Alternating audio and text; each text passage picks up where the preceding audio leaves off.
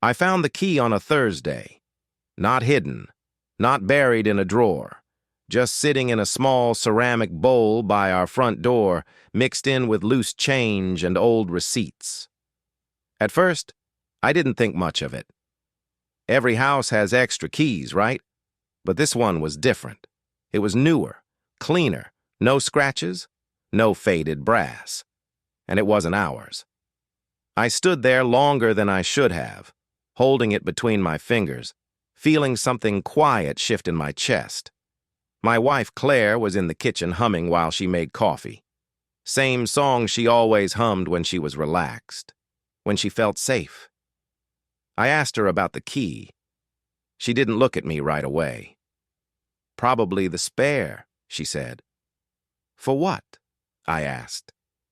She finally turned, smiled too quickly, and said, "Just in case." That was the first time in 12 years of marriage that "just in case" didn't feel harmless.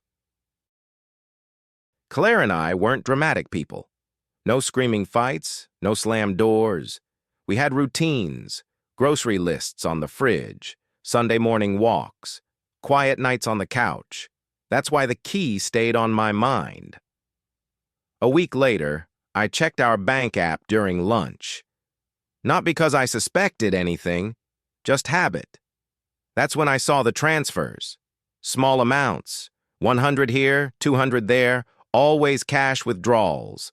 Always on Tuesdays. Always when she said she stayed late at work. I told myself there had to be an explanation. Still, that night, I slipped the key into my pocket. The address came from a receipt I found in her coat. Dry cleaning. I didn't recognize the street. The building was older, brick, 4 floors, no name on the door. I stood across the street for almost 10 minutes before I went in. Second floor? Apartment 2B? The key fit perfectly. Inside, the place was modest, clean, neutral, but lived in.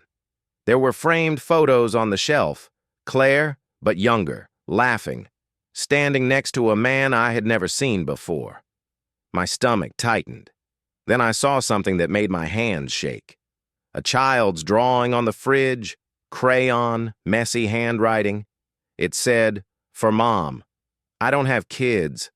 Claire and I tried, we failed, we grieved, we moved on, together, or so I thought." I stood there, alone in that apartment, realizing my wife hadn't just been hiding an affair. She'd been living another life. I waited until that night to confront her. I didn't yell. I didn't accuse. I just placed the key on the table between us. She went pale. Then she sat down, and she told me something I never expected. The man in the photo wasn't her lover. He was her ex-husband. She had been married before me. She'd left him when she was 23, pregnant, scared, and convinced she would ruin everyone's life if she stayed. She gave birth alone, raised the boy alone. The ex never knew. Years later, after she met me, after we built what we built, her son found her. He was 9. She panicked. She didn't want to lose me, so she didn't tell me. Instead, she split herself in 2. Wife on weekdays, mother on Tuesdays. I felt like the air had been pulled out of the room. 12 years of honesty, and this was what she chose to hide. I didn't sleep that night, not because of the secret, but because of what it meant. She hadn't cheated, but she had lied. Every week, for years. I told her I needed time. The next Tuesday, without telling her, I went back to the apartment. The boy answered the door.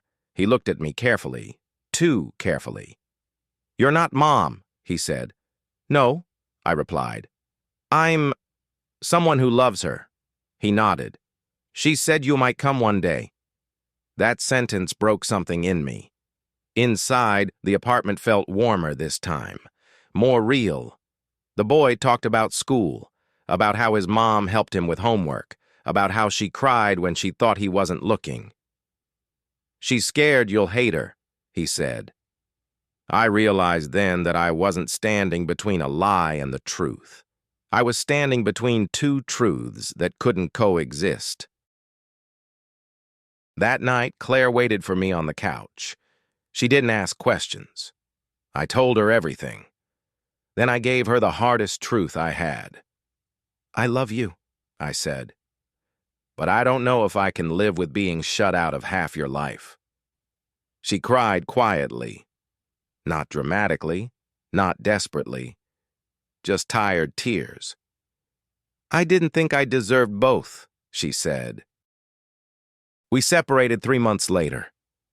No lawyers, no war, just grief.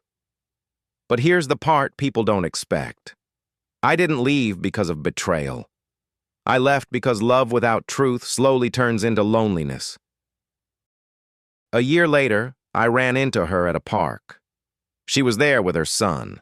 She looked lighter, happier. He waved at me.